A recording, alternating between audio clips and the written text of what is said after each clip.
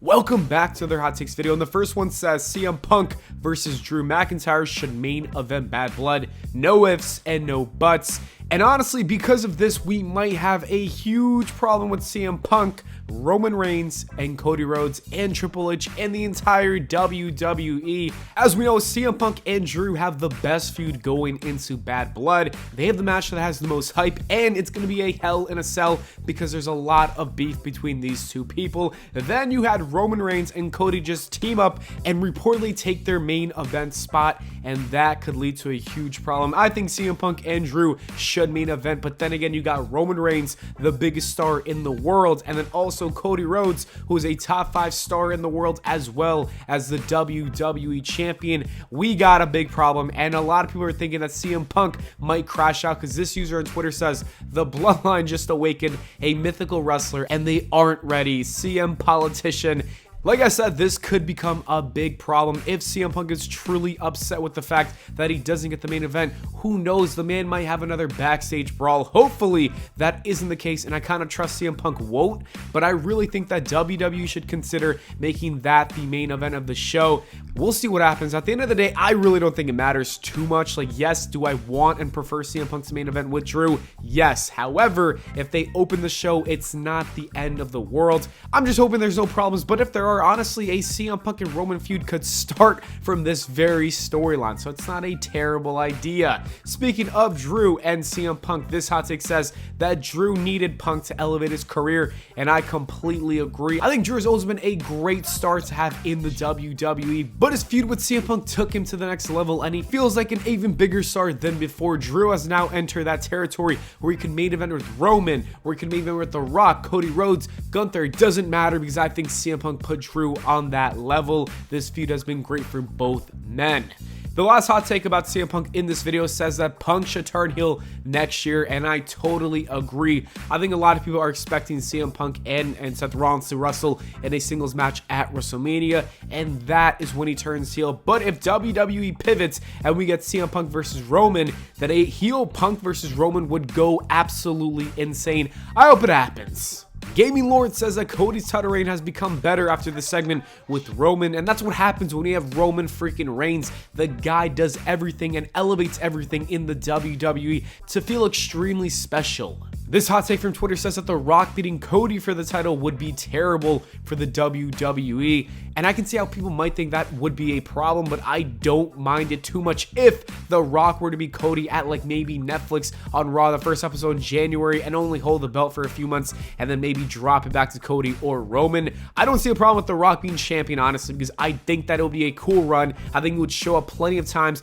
We saw what he did last year. He was showing up at least 2 or 3 times a month, which is pretty good, honestly. So I would not mind if The Rock actually wins the title and holds it for a few months. But if he's holding it for a year, now that's a little just too much, all right? So I hope that doesn't happen. Another hot take from Twitter says that Roman does not need another world title reign ever again, and I completely disagree.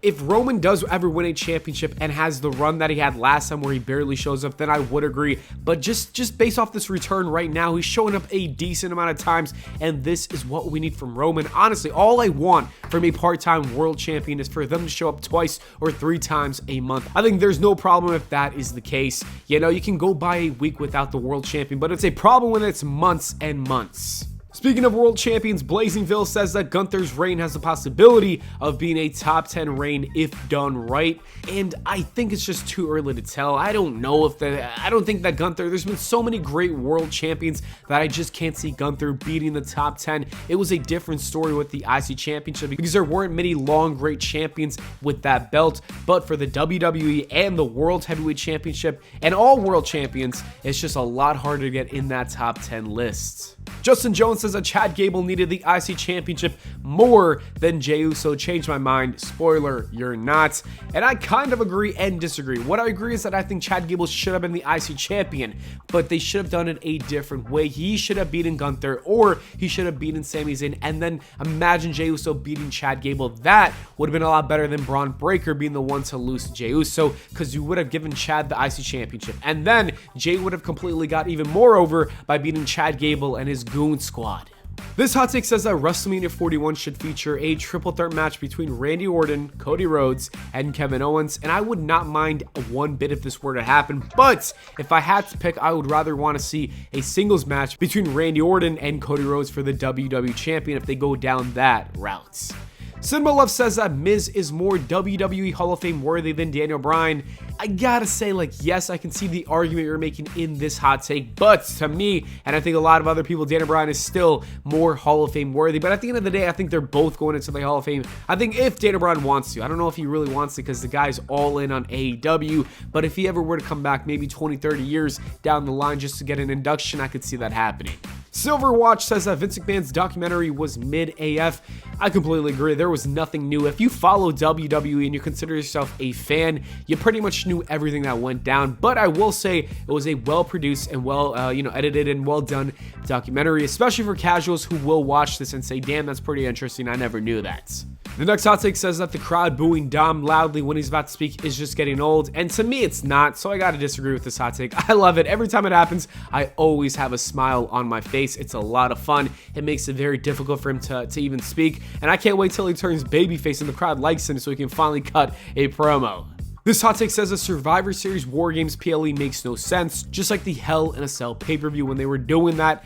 I completely agree. I think we got to stop with the War Games at Survivor Series every single time. We can maybe see this maybe once every 2 or 3 years, or maybe do it at different pay-per-views depending on the story, but I don't think there's a need to do it at every Survivor Series. The next hot take says that Money in the Bank shouldn't be an annual thing if they don't have a good plan for whoever holds the briefcase.